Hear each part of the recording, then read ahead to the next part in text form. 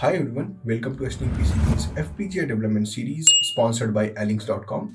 If you are a beginner and want to know how to write your very first Verilog code for FPGA development kit, then I've already made a couple of videos on writing LED blinking code as well as how to simulate that and run debugging using ILA IP Core. You can check out those videos using the I button or links are in the description. Now, before talking about the introduction of today's video, I just want to ask one question. And as we already know that the board we are using, which is AX7020, has a PL sysref clock of 50 megahertz. Now, let's say for a particular application, we need a clock of 100 megahertz or 250 megahertz or more than that. How we can achieve that goal? And here it comes the PLL. So in this video, we are going to talk about what is PLL and how to use PLL IP Core in Vivado. Then in the next section of this video, we are going to simply simulate our code for frequency multiplier using PLL IP Core. And then later we'll just flash it on our actual AX7020 development kit and see the output waveform. So let's get started.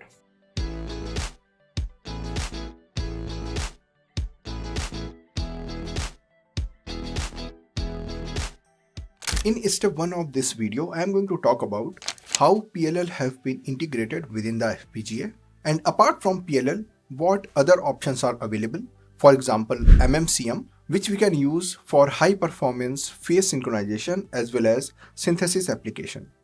So PLL is an important resource in FPGA because a complex FPGA system requires multiple clock signals of different frequencies and phase, and which we can only achieve with the help of PLL. So therefore, number of PLLs in a FPGA is a good figure of merit to measure the capability of FPGA SoC. Let's come back to our AX7020 Zinc 7000 development kit, and there we have one pin as you can see on your screen. So I've just highlighted this board, and here you can see that pin on J11, which is pin 3, is exposed and it is coming from the PLL. So this pin on J11 connector we can use for external application. Apart from that, there are multiple PLL outputs which we can use in our Verilog code. Before we start using PLL and its IP core, let's try to understand where this PLL is integrated in FPGA. So in 7 series FPGA, we use dedicated global and regional clock resources to manage various clock requirements. And we call those clock management tiles or CMT, which provides frequency synthesis, de-skew in clocks as well as jitter removal. So as you can see in this block diagram, from buffer R to local routing, these are all the clock buffers, and all those buffers are connected to clock capable pins with the FPGA. And from this block we can clearly see the buffers are shared between PLL and mixed mode clock manager or MMCM. Apart from that, one more thing we can see from the block diagram, that if you want to use the PLL output pin, it should be connected to the buffer G or buffer H. So here buffer G stands for global clock buffer and buffer H stands for horizontal clock buffer. So if you remember the pin I was talking about on J11 connector, the pin 3, so that is one of this buffer G or buffer H pin, and which we are going to see. So first we'll configure the PLL IP core. We are going to multiply or divide the frequency which is coming from the reference clock, and that is 50 megahertz in our case. So that we will see when we'll probe the J11 connectors pin 3. So I highly recommend, if you want to read more about the functionality of this MMCM and PLL, you can simply go to the 7 series FPGA clocking document. I'll put the link in the description, and that will give you clear idea how this thing works. In short, the highlight of this entire MMCM and PLL discussion is you can use both, either MMCM or PLL, based on your requirements of frequency and phase relation with input clocks. And here, as I've already told you, in our case, the input clock is 50 megahertz. So if you use MMCM to generate different clocks with set frequency and phase, MMCM will provide extensive and powerful clock management, as you can see in this block diagram. So here D stands for programmable counter divider, PFD stands for phase frequency detector, CP stands for charge pump, and LF is loop filter of the PLL, VCO stands for voltage controlled oscillator. And then we have these 8 outputs of this MMCM frequency synthesizer.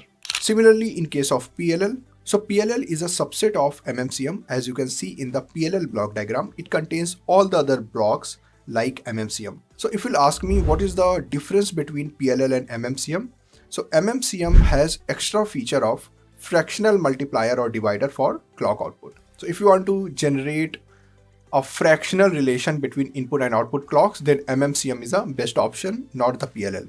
And PLL is mainly used for frequency synthesis. Multiple clock signals can be generated. In section 2 of this video, I am going to demonstrate how to call a PLL IP core provided by ALINX Vivado to generate different clock frequencies. And after that, we are going to convert an FPGA's external pin to clock output. So let's start with creating an Vivado project, which I have already done, as you can see on your screen. And if you don't know how to create the new project, you can go to the I button, and there I have linked the first video where I have demonstrated that in very detail. Now once the project has been ready, we are going to add the PLL IP core from the IP catalog. So as you can see in this project manager, we have this IP catalog option. We'll just select that. And here we are going to type clocking wizard. We'll double click on this, and from that the customization of IP window will open. Now here we have two options, which is MMCM, as I've already discussed, and another one is PLL. We'll select that. Then we are going to use this PLL. So here you have to select the feature for frequency synthesis and phase alignment. Then make sure here you have selected jitter optimization to balanced. Here we have other two options as well, which we will discuss at later part of this series.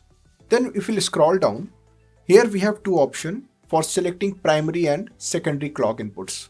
In our case, we are not going to have any secondary clock inputs. There is only one clock input, which will be of 50 MHz.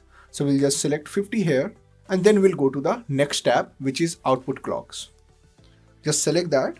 Now here I want to generate 4 outputs of different frequencies. So let's enable 4 of them. So first clock output will be of frequency multiplier.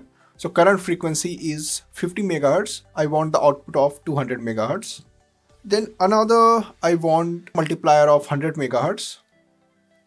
And after that, I want to divide the frequency. Let's make it 25 MHz. And the fourth will be the same as input, which is 50 MHz. And that will be a sort of validation of the frequency. And it should be same as 50 MHz as our clock input. And after adding all these 4 clocks, I'm just going to click over OK button. So from here in this block, you can clearly see here locked denotes the state of PLL locked. So if that is high, that means the PLL has been successfully locked. Then we have two inputs. One is 50 MHz clock and one is the reset. And this is the same pin, which is reset_n, which I've been using in previous couple of tutorials. And then click over OK button. Now it will ask, here make sure you have selected the number of jobs to 4 and click on generate. So after clicking on generate, the IP core clock wizard will be automatically updated to the project, and simply we can add design sources and start instantiating that IP core. Now in the next step of this video, we are going to write a top level design file to instantiate the PLL IP core, and then we will write a Verilog code to simulate that. So to do it, first we are going to add sources. To do that, we'll just go to project manager, click on add source. Here make sure you have selected add or create design sources. Click on next button. We'll click on create, and I'm going to name it PLL. So let's name it PLL and click on OK button. And after adding the source file, we'll just click over finish. As of now, I'm not going to add any IO ports. So click on OK. And here we go. The design source file is ready. We'll just double click on that. And as expected, we have very first line, which is the time scale directive of 1 nanoseconds with 1 picoseconds of precision time. And then we have this empty module. Now, like we did with other Verilog codes, inside the empty module, we are going to define the input and outputs. So if you remember, when we were talking about the PLL IP core, we know it needs one input clock, which is a sys clock in our case. So I'm just going to define that first. Then we have another input, which is the reset. So let's define that reset as well. And here reset_n denotes this is connected to a switch. So as soon as the reset pin will go low, that board will go into reset state.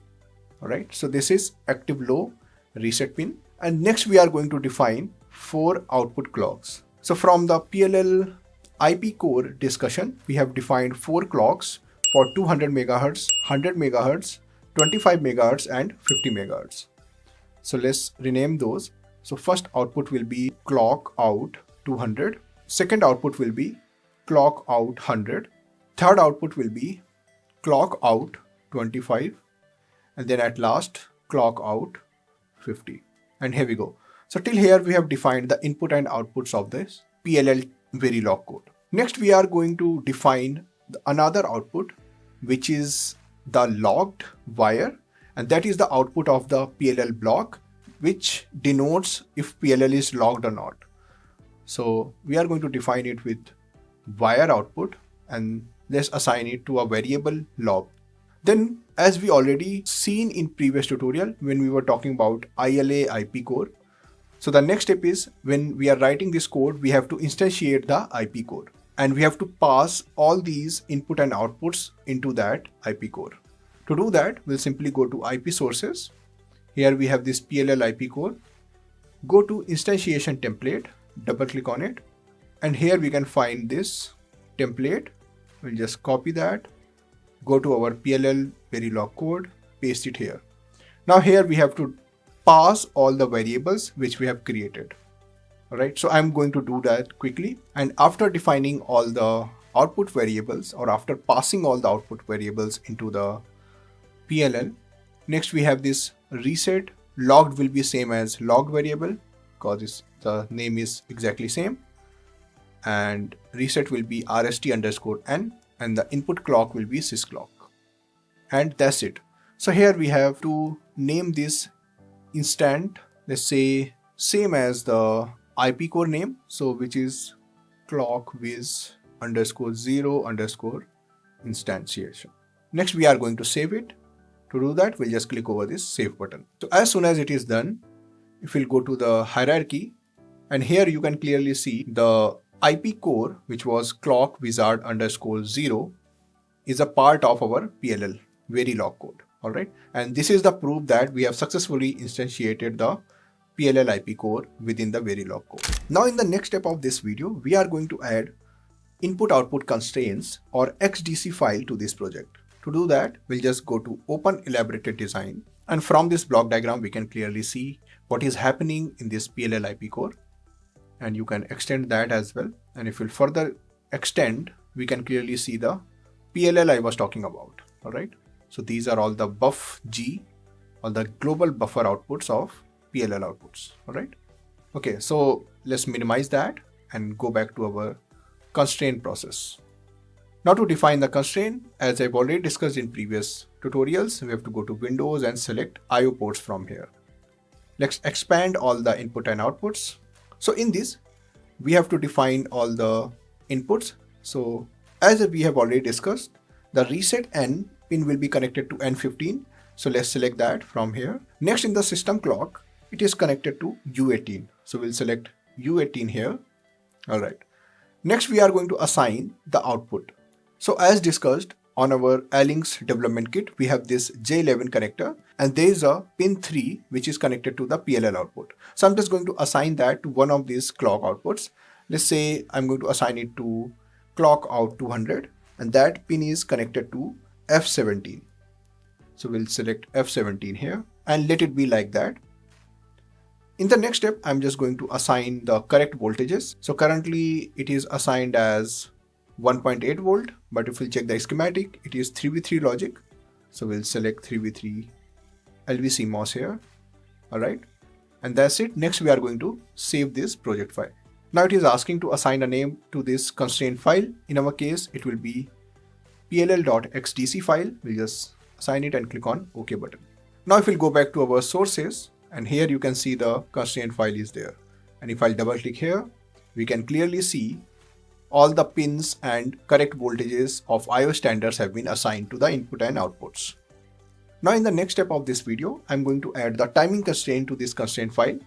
Now to do that, we'll click over this run synthesis button. Make sure you have selected 4 number of jobs, otherwise it will be more time taking, and click on OK button. And if we'll go to this design runs tab, here we can clearly see the synthesis has been started.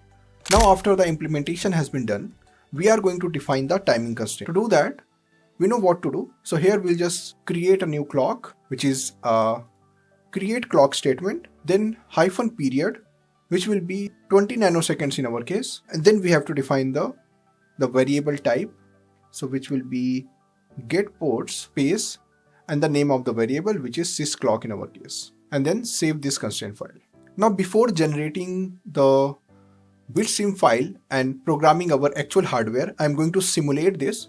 To do that, we'll go back to our source file. So first we are going to define the simulation settings. To do that, we'll go to simulation, right click, select simulation settings, and from here make sure you have selected simulation tab.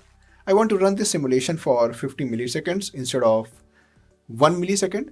To do that, we'll just select 50 milliseconds and click on apply and OK. After that, I'm just going to add simulation source file. To do that, again we'll click over this add sources button and make sure you have selected add or create simulation sources. Click on next. We are going to create the simulation file and let's make it PLL test bench and click on OK button. Then click on finish. Now here we are not going to add any IO ports and click on OK. Alright, so here we can clearly see the PLL test bench has been created. We'll double click on that and then we are going to instantiate the actual PLL code. Alright. So then here will be the hierarchy of, so as you can see, this PLL IP core is instantiating within the PLL Verilog code, and then we are going to instantiate the PLL code. So that means indirectly we are going to simulate the PLL IP cores. All right. So let's do that. So here you can see we have this empty module, and like we did with other test benches in our previous tutorials, we are going to define inputs as an register and outputs as an wire. All right. So I'm just going to do that quickly. So in our case, input will be sysclock and the active low reset. So let's define those. And here the clock, we have 4 clock outputs from the PLL. So I'm just going to copy those from our actual PLL code, as you can see here. All right. And then we are going to define those as a wire. So let's select it, place, and instead of output, make sure you have replaced it with wire. So we have 4 clock outputs of 200 megahertz, 100 megahertz, 25 and 50 megahertz. So let's do that. And here we go. So here we have defined input and outputs in our PLL test bench. And in the next step, we are going to instantiate the PLL code, which we have written here. So to do that, the process is pretty much simple. We have to just start the instantiation with the name of the code, which will be PLL in our case. And then we have this unit under test. And here we have to pass all the variables for clocks. So if we'll go to PLL code, here we can see we have 4 outputs, 200, 100, 25 and 50. So similarly here also we have to pass it for 4 outputs. So clock out 200 will be clock out 200, right? And similarly for other frequencies. So I'm just going to do that quickly. Here we go. And make sure you have added comma after each instantiation. Perfect. Then like we did in the previous tutorial, we have to initialize the variables. All right. So in our case, the variables are, or the input variables are system clock and reset. So I'm just going to do that quickly. All right. So initialization with begin with sysclock will be 0 and the board will be in reset state, and after 100 nanoseconds, the board will come out of reset state, and then there will be a pause of 20 milliseconds. Then the control will stop for 20,000 nanoseconds. All right. And then the initialization will end. All right. So then if you remember what we did, we have defined the clock as well. All right. Now to do that, we'll simply use always block. And if you remember, the sys clock is 50 megahertz clock. That means the clock will be high for 10 nanoseconds and then low for another 10 nanoseconds. Right. So this is what is happening with these statements. And as you can see, the test bench has been successfully created here. Let me know in the comment section in case of any question related to PLL test bench. Now here, if you want, you can comment this 20,000 nanoseconds of block time, because that is a sort of additional step. I'm just going to comment that and click on save button. So as soon as you'll click on save button, you can clearly see the PLL and the PLL IP core is a part of the test bench now. All right. And next we are going to run the implementation. We'll click on this run implementation button. Now once the implementation and synthesis has been done, we'll just click over this cancel button, because we are not going to implement as it is on hardware, and run the simulation. To do that, we'll just click over this run simulation and select run behavior simulation from here. Now I've already run the simulation a couple of times using this code, so that's why it is asking you want to stop the already running simulation and want to relaunch it. But in your case, it should directly go for running the simulation. So it can be a bit time taking, and wait for it to complete. Here we go. The simulation has been started. I guess these many samples will be enough, so I'm just going to cancel it and this expand the window a bit so I can clearly show you all the frequencies, and then click over this zoom out button. All right. And I'm going to just zoom in a particular section. So let's select that. Here we go. So now you can clearly see the first one is 50 megahertz clock, which is same as the 50 megahertz clock, which we have selected here. And that is coming from the PLL side. All right. So it should be phase synchronized with the input signal. Similarly, we have another clock, which is 200 megahertz. You can clearly see. And then we have this 100 megahertz clock. And then another one is 25 megahertz. You can simply calculate the time period based on number of highs and lows, and you can see we are getting the correct clock frequencies or not. So I can clearly see we are getting the correct outputs as expected, and that is how you can simulate the PLL. And this is what we expect on actual hardware. So simply in the next step, you can generate the bitstream file and flash it on your actual hardware, and you can probe the pin 3 of J connector, and you can probe the pin 3 of J11 connector, and you should see 200 megahertz output as per our test code here. So if you can see, we have assigned this pin clock out one pin to the actual hardware pin, and if you just connect it to oscilloscope, you should see 200 megahertz of clock out of the integrated PLL. So that's pretty much about this video. So in upcoming videos, we are going to talk about how to do read and write operations on integrated random access memories and read-only memories.